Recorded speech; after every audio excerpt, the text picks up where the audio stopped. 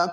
يا أيها الذين آمنوا لا تقربوا الصلاة وأنتم سكارى حتى تعلموا ما تقولون ولا جنبا إلا عابري سبيل حتى تغتسلوا وإن كنتم مرضى أو على سفر أو جاء أحد منكم من الغائط أو لامستم النساء فلم تجدوا ماء فتيمموا صعيدا طيبا فامسحوا بوجوهكم وأيديكم إن الله كان عفوا غفورا. ألم تر إلى الذين أوتوا نصيبا من الكتاب يشترون الضلالة ويريدون أن تضلوا السبيل والله أعلم بأعدائكم وكفى بالله وليا وكفى بالله نصيرا.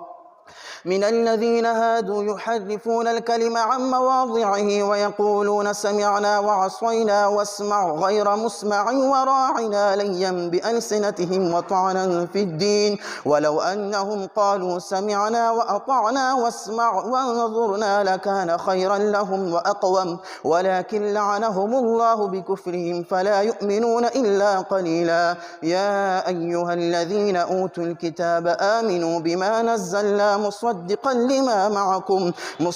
لما معكم من قبل أن نطمس وجوها فنردها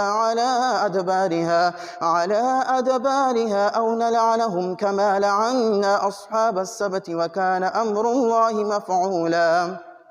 إن الله لا يغفر أن يشرك به ويغفر ما دون ذلك لمن يشاء ومن يشرك بالله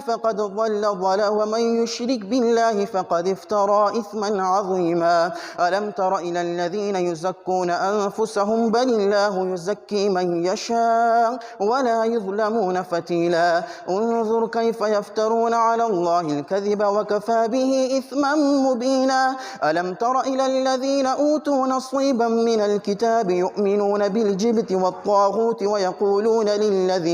ويقولون للذين كفروا هؤلاء يهدى من الذين آمنوا سبيلا. أولئك الذين لعنهم الله ومن يلعن الله فلن تجد له نصيرا.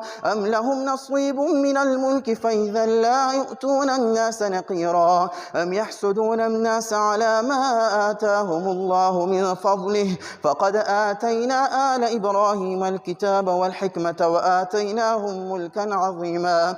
فمنهم من آمن به ومنهم من صد عنه وكفى بجهنم سعيرا. إن الذين كفروا بآياتنا سوف نصليهم نارا كلما نضجت جلودهم بدلناهم جلودا غيرها ليذوقوا العذاب إن الله كان عزيزا حكيما. إن الذين آمنوا وعملوا الصالحات سندخلهم جنات تجري من